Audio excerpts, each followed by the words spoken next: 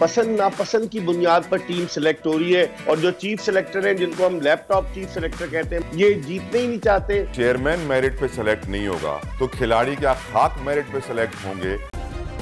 Subscribe करें और bell दबाएं ताकि कोई खबर रह न जाए। बिग साहब, क्या वजह है कि हमारी टेस्ट टीम इस कहते हैं ना कि मैं क्या लफ्ज इस्तेमाल करूं, इस तरह हार रही है? मैं ये समझता हूं कि पाकिस्तान क्रिकेट बोर्ड के चेयरमैन रमीज राजा का जब से तकर्रुर हुआ है, बजाय इसके कि मेरिट पे लोगों का इंतखाब हो, सिफारिशी बुनियादों पर लोगों का इंतखाब हो रहा है। आपका कप्तान जो है बाबर आजम, जिसको के हटवाया गया था, सरफराज की जगह उनको लेकर आए, लेकिन बाबर आजम मुकम्मल तौर से नाकाम रहे टेस्ट क्रिकेट में।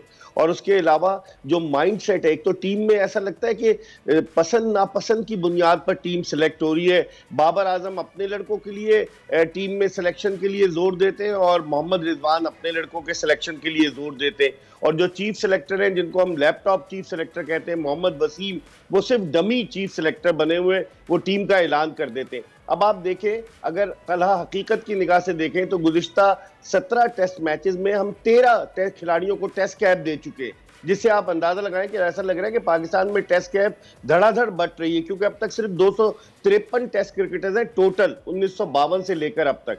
तो मेरे ख्याल में एक तो जो माइंडसेट है वो डिफेंसिव माइंडसेट है इनका, ये जीतने ही नहीं चाहते, शिकस्त के खौफ से इस तरह की पिचेस बनाते हैं, बेजान पिचेस। और वो कहते हैं ना कि खुद आप अपने दाम में सयाद आ गया, तो खुद ही फंस जाते हैं उन पिचेस पर। रावलपिंडी टेस्ट 74 रन से हारे, फिर उसके बाद मुल्तान टेस्ट हम 24 रन से हारे, और अब कराची टेस्ट में भी हम शिकस्त की तरफ रवा दवाएं। तो मेरे ख्याल में पाकिस्तान क्रिकेट बोर्ड के अरबाब इख्तियार को, या वो लोग जो क्रिकेट बोर्ड के चेयरमैन का तकर्रुर करते हैं, उन्हें सोचना चाहिए। खबरें आ रही हैं कि शायद नजम सेठी रमीज राजा की जगह चार्ज ले ले, क्योंकि रमीज राजा जब से चेयरमैन बने तला, उन्होंने ऐसा लगता है कि वो अपने आप को बादशाह सलामत समझने लगे और वो किसी को घास ही नहीं डाल लेते। तो फिर नजम सेठी क्यों, बेग साहब, नजम सेठी क्यों? और भी तो बहुत सारे टैलेंटेड लोग हैं इस मुल्क में।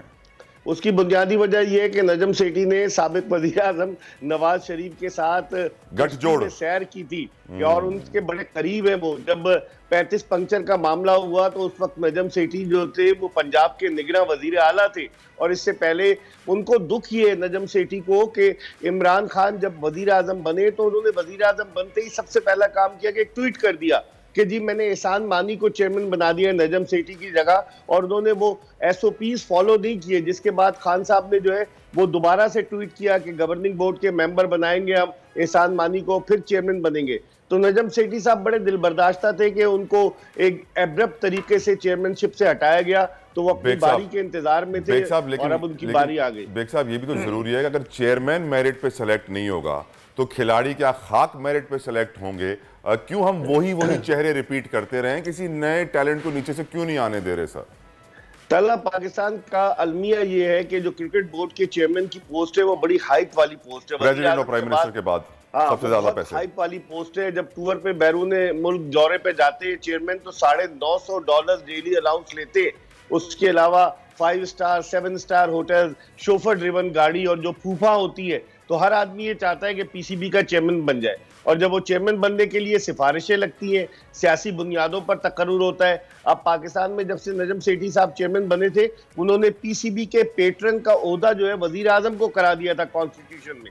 इससे पहले 1948 से नजम सेठी के चेयरमैन बनने तक पाकिस्तान क्रिकेट बोर्ड का पेट्रन जो थे वो सदर मुमलिकत हुआ करते थे। लेकिन वजीर आजम जब बन गए तो वजीर आजम अपनी मर्जी के लोगों को सियासी बुनियादों पर तकर्रुर होता है। तो यही अलमिया है पाकिस्तान। हकीकी आजादी की जंग में बोल भी कप्तान के हमकदम। इलेक्शन कराओ मुल्क बचाओ की लाइव ट्रांसमिशन, दिखाई लम्हा बलम्हा सूरत हाल।